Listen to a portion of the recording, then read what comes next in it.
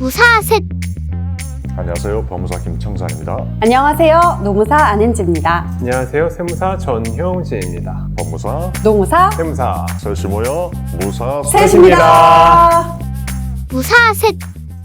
우리가 사업을 영위하다 보면은 항상 가장 중요한 것이 흔히 말하는 총알. 네, 자금이 가장 중요하긴 해요. 자금의 융통성을 어떻게 갖고 오느냐에 따라서 그 사업에 대한 향방성과 범위라던가 이런 것들이 많이 달라지는 거기 때문에 오늘은 정책자금과 보조금을 받을 수 있는 재무제표 관리법 이런 부분에 관해서 한번 말씀드려 보도록 하겠습니다. 우리나라 정책자금 규모가 어느 정도 되냐면 20조에서 30조 원 가량 정도가 되어져요. 어마어마한 규모예요. 그렇다면 그 사람들의 기준은 뭐로 보냐? 바로 재무제표예요. 재무제표에서 뭘 보냐면 내가 돈을 빌려줬는데 이거를 상환할 수 있는 능력이 있는지 없는지 이거를 먼저 본단 말이에요. 첫 번째로 자본 잠식이 있으면 안 됩니다.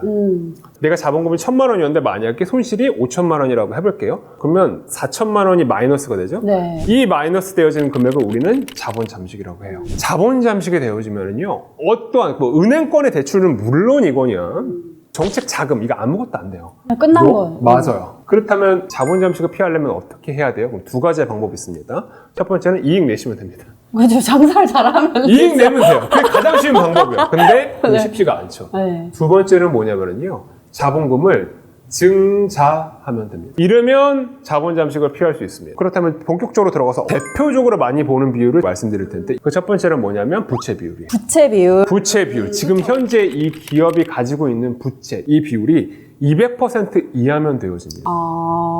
내가 자본금이 1,000만 원이라고 한다고 친다면은, 그럼 부채가 2천만 원 이하면은, 그럼 정말 나이스인 기업입니다. 이런 기업 근데 거의 없어요. 부채 비율이 우리 일반적으로 그냥 은행에서 빌리는 대출금뿐만 아니라요, 뭐가 들어가냐면 가장 대표적인 게 거래처한테 줄 외상 매입금, 줄 돈들 있죠. 이것도 부채 총액에 들어가요. 다른 말로 하자면 내가 거래처한테 줄 돈을 정리하지 않고 그대로 남겨두고 정책자금을 받으려고 한다면 부채 비율이 높아질 수밖에 없겠죠. 그럼 무조건 탈락이에요. 채무가 많으면 안 된다 이거죠. 바로 그겁니다. 바로 그거예요. 심사역들은 한 400%에서 500%까지는 괜찮다고 봐요. 보통이 그러니까. 그렇죠. 부채비를 낮출 수 있는 방법은 이것도 두 가지가 있어요. 첫 번째는 뭐냐면 부채를 갚으시면 됩니다. 가장 나이스한 거예요. 두 번째 방법을 제가 말씀드릴게요. 그게 뭐냐면 자본금 있죠? 자본금을 높이시면 돼요. 이것도 증자를 하게 되어지면 되는데, 이 증자의 방법은 자기가 돈을 넣은 방법도 있고요. 이 법인에서 만약에 자기가 넣은 가수금, 그렇지. 가수금 증자도 가능합니다. 실질적으로 실무상 이 방법을 가장 많이 이용을 해요. 가수금 증자는 굉장히 활용도가 높은 방법이긴 합니다. 두 번째 바로 영업이익률입니다. 영업이익률. 영업이익률이에요. 네. 영업이익률이라는 건 뭐냐면 이익률, 그러니까 매출액에서 비용 다 빼고요, 이익이 딱 남았죠? 요 비율 보는 게 이제 영업이익률이거든요. 실무상 이 영업이익률을 가장 많이 보여요. 부채 비율보다도 가장 많이 봅니다. 그러니까 쉽게 이 커피 한 잔을 팔았을 때 나한테 순수하게 떨어지는 게 도대체 몇 프로냐, 이 한 잔 바로 가격에. 그겁니다. 예를 들어 보자면 만약 커피의 가격이 1,000원이었어요. 근데 이익이 100원 떨어졌어요. 그러면 영업이익률은 10%예요. 이렇게 보시면 되겠습니다. 영업이익률을 높이려면 영업에 들어가는 비용을 많이 줄여야 되겠네요. 그렇죠. 비용을 가장 줄고 영업이익률을 높이는 방법, 이런 것들이 있거든요. 영업이익률에 대한 일반적인 비율은 업종마다 다릅니다. 가장 많이 이제 비율을 따지는 게 도소매업이거든요. 도소매업의 일반적인 영업이익률 비율이 얼마냐면 5% 정도밖에 안 돼요. 그 정도밖에 안 됩니다. 생각보다 되게 5%가 낮구나. 5에서 10% 정도가 이제 나이스한 기업이다. 이렇게 볼 수가 있고요. 제조업은 그거보다 조금 더 높습니다. 제조업은 8%에서 한 15% 정도. 이 정도를 봐요. 그 다음에 가장 많이, 여러분 AI 기술, 이런 기술을 정보통신업이라고 하죠. 20%에서 30%. 왜냐하면 높을 수밖에 없거든요, 이 부분은. 그럴 것 같아요. 높을 수밖에 없어서 그 정도에 대한 영업이익률을 가게 되어지면 진짜 좋은 기업이다라고 해서 정책자금을 받으실 확률들이 굉장히 높으실 거예요. 그런데 제가 지금 영업이익률을 높이는 게 정책자금을 받는 게 유리하다고 말씀드렸죠. 이게 세금과도 관련이 있어요. 영업이익률이 높으면 여러분들 어떻게 되겠죠? 정책자금 받기는 쉽겠지만 이익이 높으니까 세금도 많이 내겠네요. 바로 이겁니다. 여기에서 많이 이제 상충이 되어져서 이걸 관리 못 하시는 분들이 되게 많아요.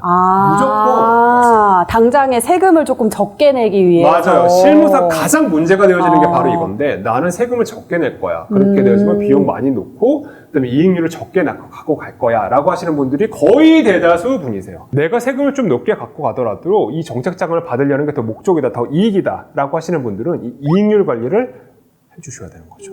이 부분을 가장 많이 정책자금에 탈락되는 이유이기도 합니다. 근데 이것도 영업이익률이 너무 낮으면 또 문제가 되어지는 게 뭐냐면 세무서에서는 각 지역에 각 업종의 그 매출의 규모별로 어느 정도 영업이익률이 될 것이다라는 업종 평균 비율을 갖고 있습니다. 근데 만약에 이거보다 좀 낮았다라고 한다면 세무서에서는 당연하게 이상하게 볼 수가 조사 나갈 수 있겠네요. 바로 그거예요. 그런 위험성도 있습니다. 그냥 뭐 그대로 잘 하는 게 낫겠네요. 그렇죠. 그게 가장 좋기는 한데 네. 일단은 그래도 정책자금이 목적이시는 분들은 비용을 조금 줄이시고 좀 관리를 할 필요는 영업이익률을 좀 있겠네요. 높게 갖고 가는 게 조금 유리한 면이 없지 않아 있다.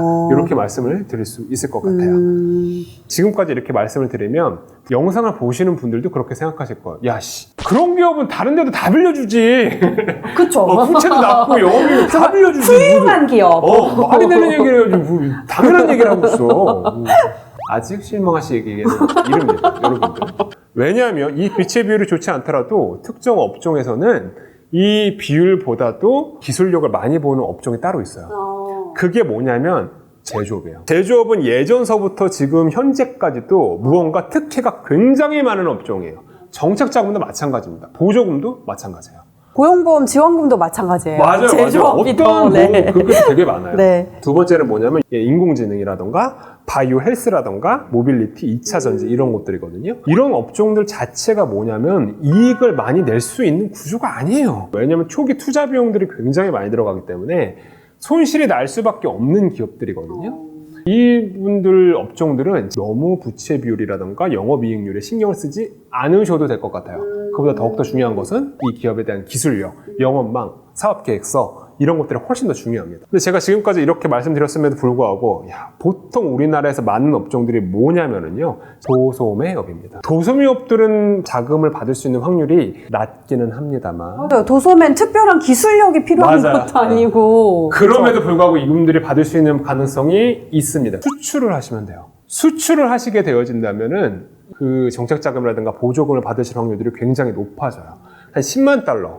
지금 현재로는 한 1억 4천 정도 되어지겠네요. 이 정도의 매출 정도만 이제 재무제표에 반영이 되어지고 실제적으로 수출 기업으로 되어진다고 한다면 정책자금이라든가 보조금을 받을 확률들이 굉장히 높습니다. 내가 현재 도소매업이라든가 물건을 판매하고 있으신 기업이라고 한다면 수출 쪽을 좀 사업을 다변화시키고 방향성을 잡게 되어진다면 더욱더 사업이 확장되어질 가능성이 굉장히 높아질 겁니다. 네, 쉽지는 않네요.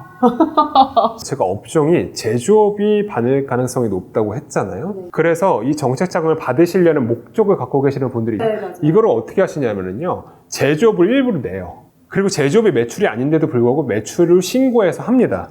이게 23년도, 24년서부터는 이 제조업 매출이 정말 발생한 게 맞냐라는 거에 대한 검증이 굉장히 심해졌습니다. 맞아요. 너무 심해졌어요. 그래서 혹시라도 이거를 이제 보조금을 받으신 또는 정책자금을 받으신 목적으로 제조업을 추가하시려는 분들이 계신다고 한다면 좀 어려워지실 것이다 라고 말씀을 드리고 싶어요. 이제는 뭔가 편법은 더 통하기가 힘들어지는. 맞아요. 네, 그런. 이거 잘못하면 정말 추징되어질 뿐만 아니라 형사처벌도 받을 수 있는 문제이기 때문에 정말로 잘 생각하셔야 될 문제 같습니다. 여러분, 다음에 또 유익한 콘텐츠로 찾아뵙도록 하겠습니다.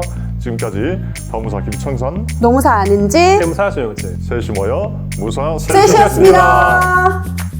무사셋